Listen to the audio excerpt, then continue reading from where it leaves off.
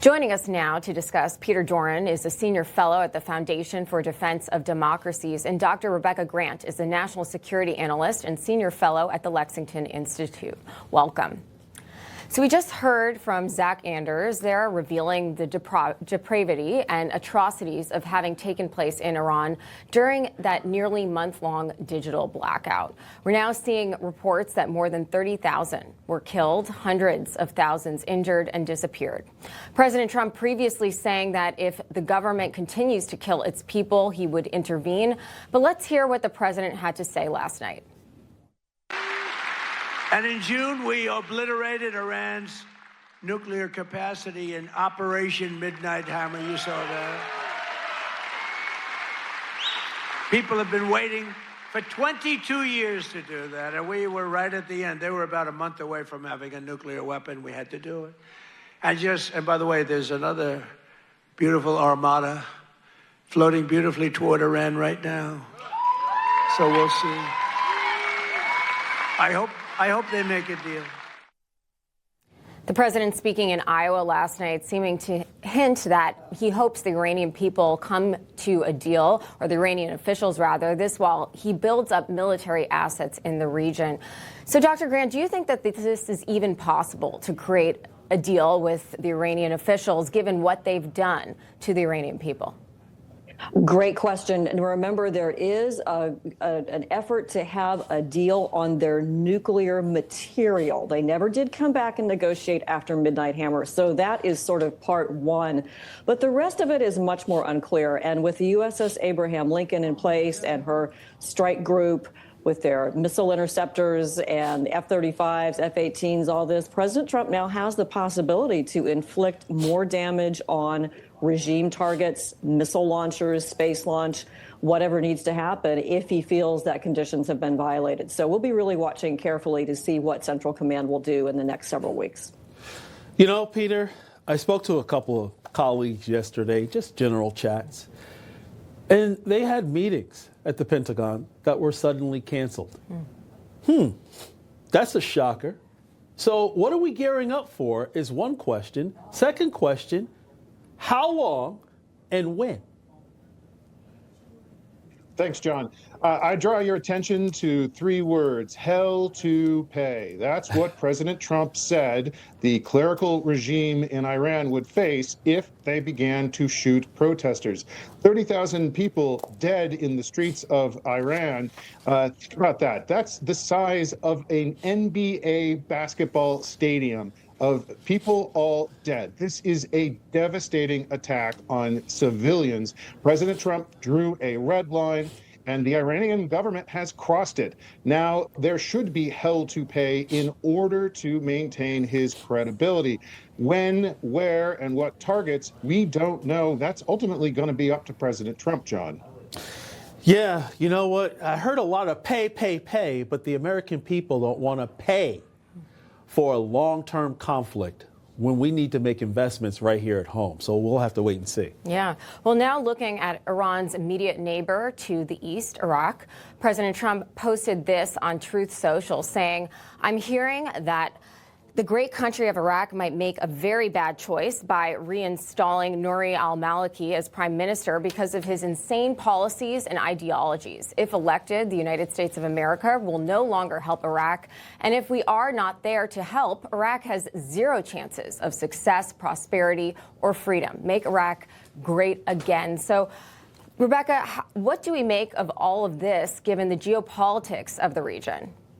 So the issue here is the continuing fight against ISIS, not only in Syria, but making sure that they can't come back into Iraq. You know, Iran has a lot of tentacles into Iraq. And in the past, there have been disputes about the status of American forces based there. We've closed one big base, but we still have forces there along with a coalition. So this is President Trump saying, hey, don't forget, we have got to keep the anti-ISIS deterrence in place, and hoping Iraq will make the right choice.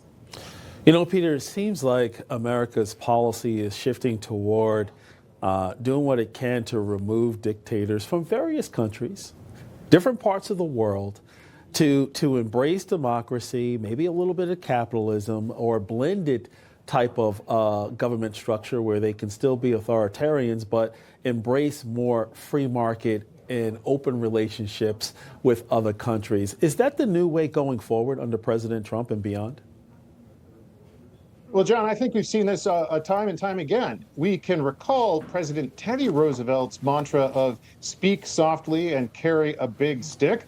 President Trump has added his own twist to that by speaking very loudly and having the big stick of American power back up his words. So when he speaks to the Iranian people, calling on them to take charge of their own destiny, or speaks to the Iraqi people, as Rebecca said, reminding them, look, the fight against ISIS is not over. You have to stay in this fight. We are all in this fight together.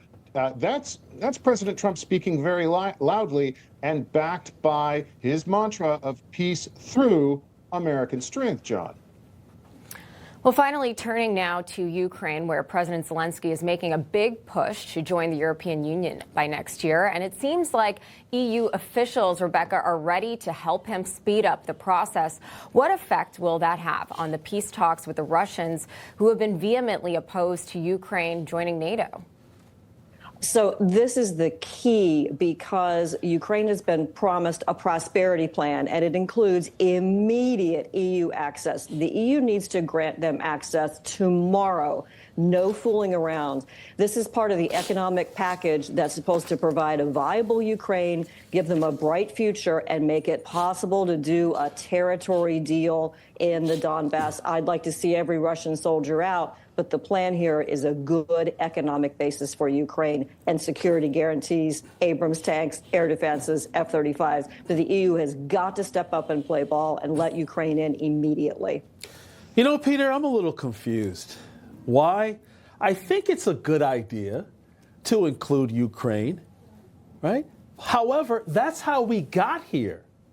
Because for years, talk and rhetoric under, Obama with regard to NATO nations, including Ukraine, and now that prompted and went against the warnings of Russia through and by Putin. And now Putin invaded Ukraine. Why? Because of the years, the constant talk about including Ukraine into the EU. That's how we got here.